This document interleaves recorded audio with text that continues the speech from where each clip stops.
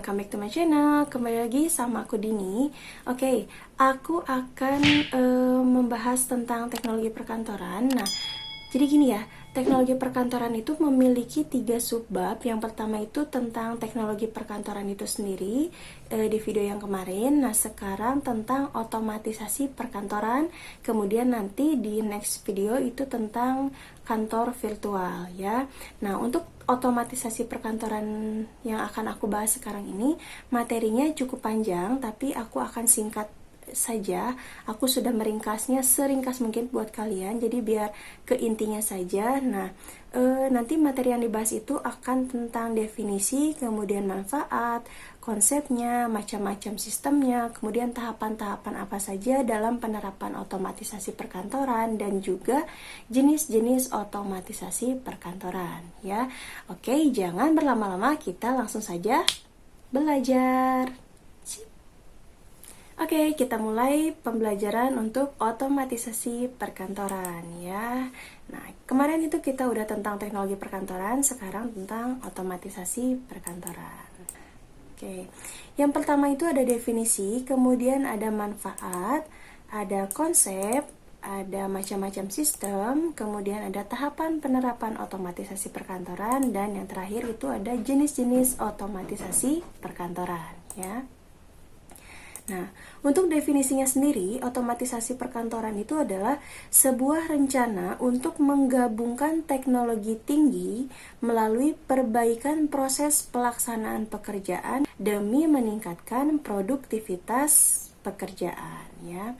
Jadi melakukan penggabungan teknologi yang tinggi supaya produktivitas itu terus meningkat ya. Itu untuk definisi otomatisasi perkantoran ya, jadi dibuat otomatis gitu ya. Nah, selanjutnya adalah manfaat. Manfaat yang pertama itu adalah informasi menjadi lebih mudah dan murah digunakan ya, dipindahkan ataupun dirawat. Karena dengan adanya otomatisasi itu akan menjadi lebih mudah, murah juga, dan dipindahkan dan dirawatnya gampang ya. Yang kedua itu adalah komputer tidak menggantikan pekerja, hanya menunda penambahan pekerja saat beban kerja bertambah. Komputer itu tidak menggantikan pekerja ya, hanya saja nantinya kita bisa menunda dalam perekrutan pekerja. Meskipun beban kerjanya nanti bertambah, tapi dengan adanya komputer bisa lebih mudah diselesaikan. Jadi untuk menambah pekerja lagi itu bisa dinantikan gitu ya. Komputer itu sangat membantu pekerja. Jadi meskipun hanya beberapa orang pekerja, tapi kalau misalkan menggunakan komputer itu bisa pekerjaannya lebih banyak yang terselesaikan gitu ya. Nah, manfaat yang ketiga adalah pemecahan masalah di setiap kelompok atau tim. Jadi ketika nanti ada masalah dalam sebuah tim atau kelompok, nah si otomatisasi ini bisa membantu dalam memecahkan masalah yang dihadapi. Oke. Yang keempat itu adalah berkontribusi pada komunikasi antar pekerja. Jadi dengan adanya otomatisasi itu bisa membantu para pekerja untuk lebih berkomunikasi aktif antara pekerja yang satu dengan pekerja yang lainnya ya. Manfaat yang kelima adalah pelengkap bukan pengganti. Nah, ini yang harus kalian garis bawahi, bahwa otomatisasi perkantoran itu hanya sebuah pelengkap, bukan pengganti secara keseluruhan. Yang keenam, cara komunikasi bisnis ya. Jadi otomatisasi perkantoran juga membantu atau memberikan manfaat dalam komunikasi bisnis. Oke. Yang selanjutnya itu ada konsep otomatisasi perkantoran. Yang pertama adalah mengarah ke otomatisasi. Yang kedua itu adalah evolusi dari aplikasi terpisah dan tanpa rencana menjadi aplikasi terencana dan terpadu ya. Jadi konsep dari otomatisasi itu menggabungkan antara aplikasi yang tadinya masih terpisah dan belum ada rencana pasti, itu diubah atau dievolusi menjadi aplikasi yang terencana dan terpadu ya. Kemudian yang ketiga adalah memudahkan penerimaan dan pengiriman informasi. Ya, dengan adanya otomatisasi sudah jelas informasi yang kita terima dan yang akan kita kirimkan itu akan menjadi lebih mudah. Yang keempat adalah memberikan keuntungan yang lebih besar melalui pengambilan keputusan yang baik. Dengan adanya sistem atau aplikasi yang baik, maka pimpinan perusahaan itu akan lebih mampu dalam menghasilkan atau dalam pengambilan keputusan yang baik, ya, karena banyak pertimbangan-pertimbangan yang akurat. Oke, yang selanjutnya adalah pelengkap bagi metode tradisional, bukan sebagai pengganti. Sama seperti di slide sebelumnya, menegaskan kembali bahwa otomatisasi perkantoran itu hanya sebagai pelengkap dari metode tradisional, bukan sebagai pengganti, ya. Oke.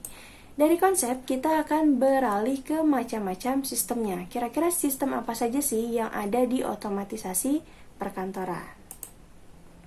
Yang pertama adalah sistem komunikasi elektronik, ya, di mana komunikasi antar individu, grup, dan organisasi. Jadi nanti akan ada komunikasi antara individu, grup, ataupun organisasi secara elektronik, ya. Yang kedua adalah sistem kolaborasi elektronik, di mana informasi digunakan untuk bekerja sama atau berkolaborasi, tetap secara elektronik.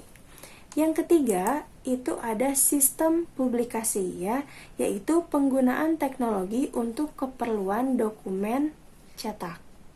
Nah, karena mau dipublikasi berarti harus ada dokumen yang tercetak, ya.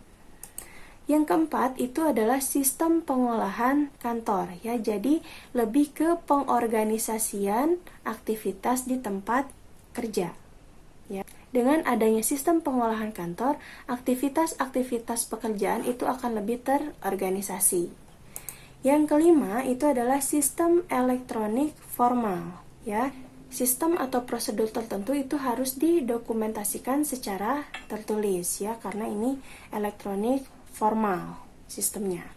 Kemudian yang keenam itu adalah sistem elektronik informal, ya. Nah, ini untuk sesuatu yang tidak direncanakan atau tidak diuraikan secara tertulis. Oke? Jadi kalau yang tadi formal itu mesti sistem dan prosedurnya tertulis. Kalau informal karena sifatnya tidak direncanakan dan tidak diuraikan, maka tidak perlu didokumenkan secara tertulis. Nah, kita beralih ke tahapan penerapan otomatisasi kantor. Yang pertama adalah tahapan tradisional, di mana penggunaan teknologi utamanya ditujukan untuk mengurangi biaya dan meningkatkan produktivitas, ya. Tradisional itu adalah mengurangi biaya dan meningkatkan produktivitas. Contohnya word processing, fax ataupun telepon. Misalkan gini, kalau dulu belum ada telepon, kita berkomunikasi lewat surat. Misal ya, itu akan membutuhkan waktu dan prosedur yang lama. Sedangkan kalau misalkan sudah ada telepon, kita hanya tinggal mengangkat genggam telepon, kemudian kita bisa langsung berkomunikasi lebih cepat dan hemat, ya. Kemudian, yang kedua adalah transisional, di mana ditandai dengan mulai digunakannya proses data secara elektronik dan dibangunnya aplikasi untuk keperluan pengarsipan, penyimpanan, dan komunikasi berbasis komputer. Di tahapan inilah mulai digunakannya proses data secara elektronik yang nantinya untuk keperluan misalkan pengarsipan, penyimpanan, dan komunikasi berbasis komputer. Contohnya adalah pembuatan database, ya, yang nantinya akan menjadi data yang diperlukan oleh perusahaan atau organisasi. Yang selanjutnya adalah tahapan transformasional, di mana tahapan ini merupakan konvergensi antara telekomunikasi dan informasi, ya. Contohnya adalah conference dan teleconference. Oke, selanjutnya adalah tentang jenis-jenis otomatisasi perkantoran. Dari slide awal, kita itu hanya berbicara tentang teorinya. Tujuannya itu otomatisasi buat apa, kemudian tugasnya seperti apa, kegiatannya tuh kayak gimana. Nah, di sini, di jenis-jenis, aku akan bahas atau aku akan contohkan bentuk dari otomatisasi perkantoran itu sendiri. Ya, kita lihat satu persatu. Di sini ada banyak contohnya. Yang pertama itu adalah word processing ya, tadi udah dibahas sedikit. Nah, untuk lebih jelasnya, word processing itu adalah peralatan elektronik yang otomatis melakukan beberapa tugas untuk membuat dokumen ketik dan cetak. Word processing itu kayak Microsoft Word ya, yang itu sangat berguna sekali untuk pengetikan ataupun percetakan dokumen ya. Nah, itu disebut dengan word processing. Intinya dokumen ketik atau nantinya bisa dicetak ya. Ini adalah contoh dari jenis-jenis otomatisasi perkantoran. Yang kedua adalah electronic mail atau biasa kalian singkat dengan istilah email ya. Nah, email itu apa? Email itu adalah penggunaan komputer untuk mengirim, menyimpan dan menerima pesan.